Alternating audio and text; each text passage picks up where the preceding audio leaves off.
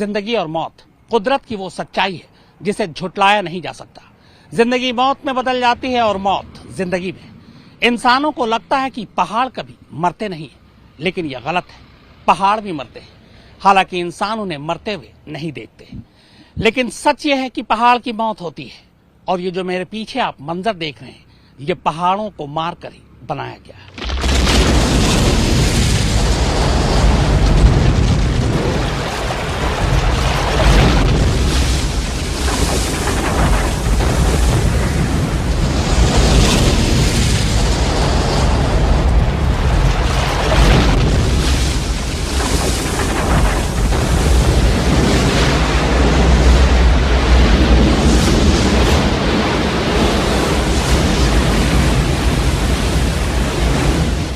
हमने सोचा कि क्यों ना पहाड़ों के पास ही चला जाए, जो पहाड़ सदियों से जिंदगी का तमाशा देख रहे हैं, जो इस काल चक्र के सबसे बूढ़े गवाह हैं।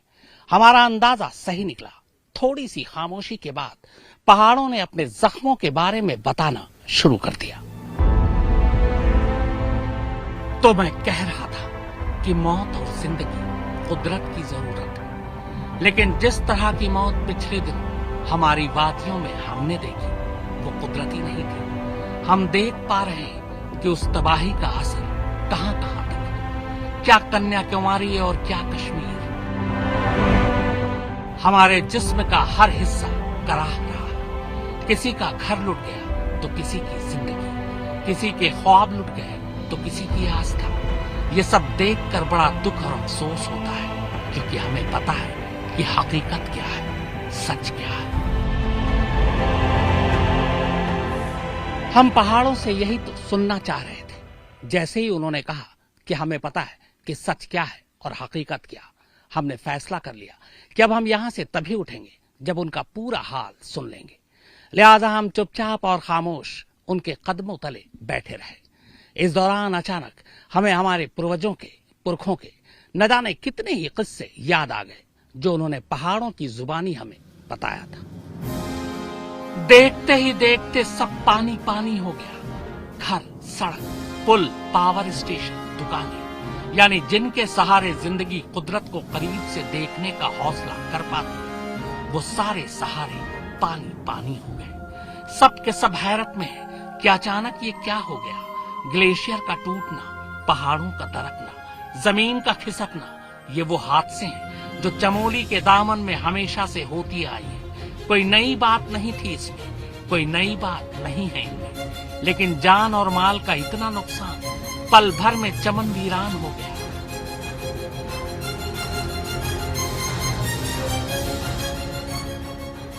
ऐसा तो तिलिस्मी दुनिया की कहानियों में पड़ा था। सरकार कुछ कहती है, प्रशासन कुछ और कहता है, और जिन पर बीती उनकी आप बीती कुछ और इशारा करती है। चमोली के रैणी गांव के ठीक ऊपर रविवार सुबह एक ग्लेशियर टूटता है, जो तबाही सबसे पहले रैणी गांव के लोगों ने ही देखी।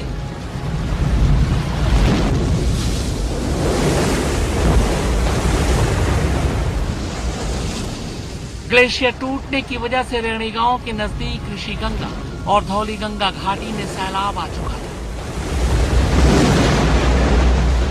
जो लोगों को तिनकों की तरह बहा कर ले गया। रैणी गांव के लोगों ने जब ऋषिगंगा में बड़े बड़े पेड़ और मलबों को बहता देखा तो अफरा तफरी मच गई। हालांकि रैणी गांव नदी से ऊपर होने की वजह से तबाही से बच गया, लेकिन जब मलबे का सैलाब ऋषिगंगा और धौली के संगम पर पहुंचा तो तबाही मच गई। ऋषिगंगा पावर प्रोजेक्ट का काम चल रहा था। 40 से ज्यादा मजदूर और कर्मचारी साइट पर मौजूद थे। अचानक आए सैलाब ने उन्हें टनल में फंसा दिया। हालांकि टनल में फंसे 16 लोगों को अब तक बचा लिया गया है, लेकिन अब भी बहुत से लोग टनल के अंदर फंसे हुए हैं। ऋषिगंगा पावर प्रोजेक्ट पूरी तरह से तबाह हो चुका है। वैसे ये वही ऋषिगंगा पावर प्रोजेक्ट है जिसका रैणी गांव के लोग पिछले 16 सालों से विरोध कर रहे थे। इस प्रोजेक्ट का काम 2005 में शुरू हो गया था। प्रोजेक्ट के लिए पहाड़ों पर स्टोन क्रशिंग और ब्लास्टिंग की वजह से आसपास के जंगली जानवर तक गांव में घुस आए थे। रैणी गांव के लोगों ने 2019 में ऋषिगंगा प्रोजेक्ट के खिलाफ उत्तराखंड हाईकोर्ट में भी अपनी आवाज उठाई थी। तब हाईकोर्ट ने सच्चाई का पता लगाने का आदेश दिया था, लेकिन उसके बाद से कुछ नहीं हुआ। ब्लास्ट के कारण जो ऑलरेडी हमें समझना पड़ेगा कि एक कॉम्पैक्ट माउंटेन नहीं है हिमालय। हिमालय बहुत ही एक लूजली 2 प्लेट्स का एक माउंटेन है, और जब आप इसके ऊपर ब्लास्ट करते हैं उसकी इकोलॉजिकल सेंसिटिविटी बढ़ जाती है, उसकी वल्नरेबिलिटी बढ़ जाती है, और जिसका नतीजा यह है कि हम हर 2-3 महीने में, बारिश के समय में हम हर साल लैंडस्लाइड्स देखते हैं और लोगों की मौत देखते हैं। और इस बार तो वही बहुत बड़ी दुर्घटना हुई। पूरे उत्तराखंड में पर्यावरण के साथ किस हद तक खिलवाड़ हो रहा है, इसका अंदाजा इसी से लगाया जा सकता है कि यहाँ तमाम छोटी बड़ी कंपनियों के 60 से ज्यादा बिजली परियोजनाएं चल रही हैं। अकेले 29 पनबिजली योजनाओं में से करीब 4000 मेगावाट बिजली उत्पादन होता है। यूजेवीएनएल ने अकेले पहाड़ों की नदियों पर 32 पनबिजली योजनाएं चालू कर रखी है। यानी कुल मिलाकर उत्तराखंड की नदियों पर बिजली परियोजनाओं का जाल फैला हुआ है, जो न सिर्फ नदियों का रुख मोड़ रही है बल्कि पहाड़ों के दामन को लगातार कमजोर कर रही है। नतीजा कभी 2013 तो कभी 2021 की शक्ल हमारे सामने है। इतना ही नहीं, दर्जन भर से ज्यादा ऐसी बिजली परियोजनाएं तो सुप्रीम कोर्ट तक में अटकी पड़ी है, और ये सब कुछ हो रहा है इंसानी तरक्की और विकास के नाम पर।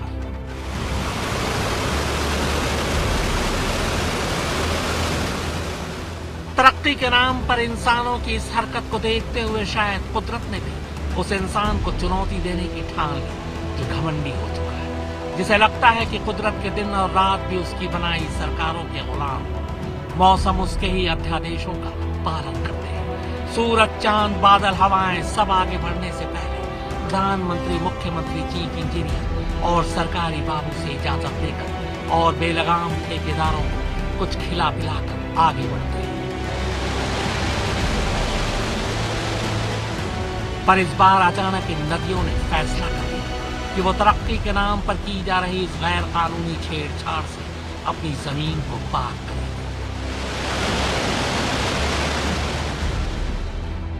और फिर कुदरत ने अपना दामन साफ करना शुरू किया। विकास के नाम पर जिस तरह जिंदगी देने वाली इन नदियों और पहाड़ों को बांधा जा रहा है, जिस तरह इन पहाड़ों में जिनसे लिपट कर ये नदियां मैदान पर उतरती हैं, इन भागीरथी जटाओं में सेंध लगाकर अनगिनत सुरंगें खोदी जा रही हैं, उनके खिलाफ कुदरत का ये गुस्सा भी है और चेतावनी भी।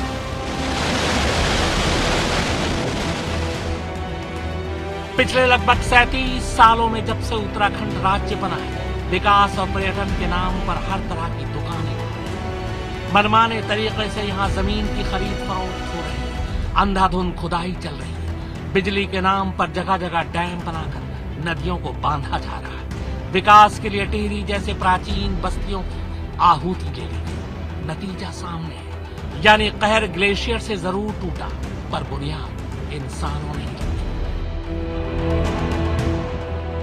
हालांकि अब भी अक्सर ऐसे लोग मिल जाते हैं जिन्हें हमारी कद्र है, जो हमारी जुबान समझते हैं, हमारे जज्बात समझते हैं, लेकिन उनकी तादाद बहुत कम होती जा रही है। उंगलियों पर गिने जा सकते हैं ऐसे लोग, बाकी तो हमारे बदन से जोंक की तरह लिपट जाते हैं और हमारा खून तब तक चूसते रहते हैं, तब तक जब तक कि उनका पेट फट नहीं जाता। कितना बदल गया है सब कुछ, हम इन्हें हैरत से देखते रहते हैं।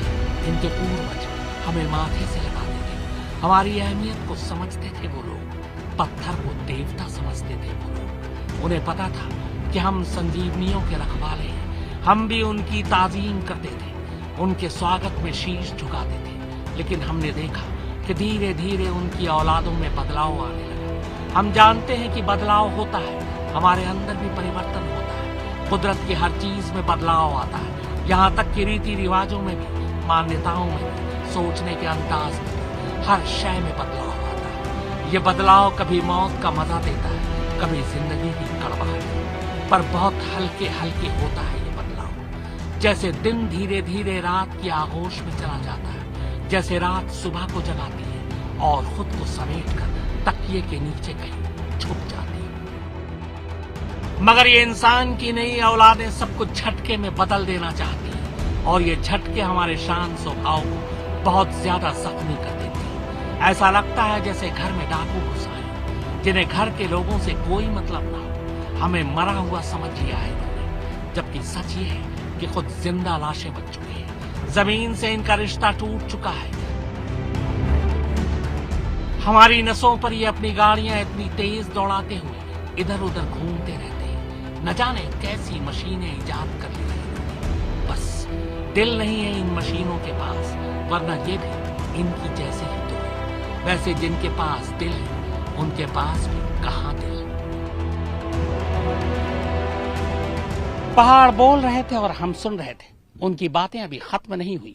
आगे वो क्या कहना चाहते हैं ये भी सुनेंगे। हम पहाड़ों की बातें लगातार सुन रहे थे। उनकी आवाज में दर्द था और ये दर्द धीरे धीरे गुस्से में बदलता जा रहा था। हवाएं भी तेज होती जा रही थी, मानो वो कह रही हो कि पहाड़ सच कह रहे हैं। वैसे पहाड़ों को जितना दर्द मिला, अगर उतना दर्द समंदर को मिला होता तो पूरी दुनिया में सैलाब आ जाता। खैर, आइए आगे सुनते हैं कि आखिर ये पहाड़ इंसानों से क्या कहना चाहते हैं। इस ब्रह्मांड को बनाने वाले ने जो कुछ बनाया है उसके पीछे कोई ना कोई तर्क जरूर है। पानी, जिसके बिना धरती पर जीवन की कल्पना तक नहीं की जा सकती, उसके खजाने हमने दिए। हमारी ऊंचाइयों से लेकर समंदर की गहराइयों तक पानी का ये सफर पूरी धरती को जीवन की सौगात बांटता है।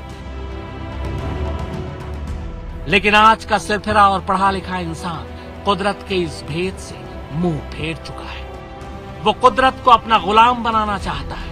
वो चाहता है कि हवा उसके इशारे पर बहे, नदियां उससे पूछकर आगे बढ़े, समंदर उसके हुक्म का इंतजार करे और हम पहाड़ अपने जिस्म में सुराख करवाते रहे।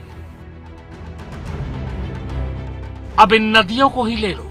हमारी कोख से निकलकर इन्हें समंदर तक जाना होता है और ठहरना इनके मिजाज में, इनके स्वभाव में ही नहीं है। कुदरत की कारीगरी में ठहरने की इजाजत इन्हें है ही नहीं। उन्हें तो समंदर में समा जाना है। लेकिन इंसान के विज्ञान ने इनसे बिजली बनानी सीख ली।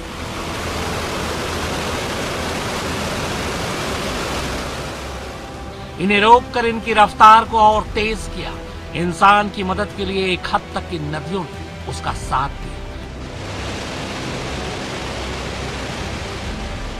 लेकिन नदियों की इस मदद को इंसान उसकी कमजोरी समझ बैठा। बस यही भूल हो गई उससे, और उस भूल का नतीजा चमोली के दामन में जो तबाही, जो जान माल का नुकसान तुमने देखा, वो इसी भूल का नतीजा है।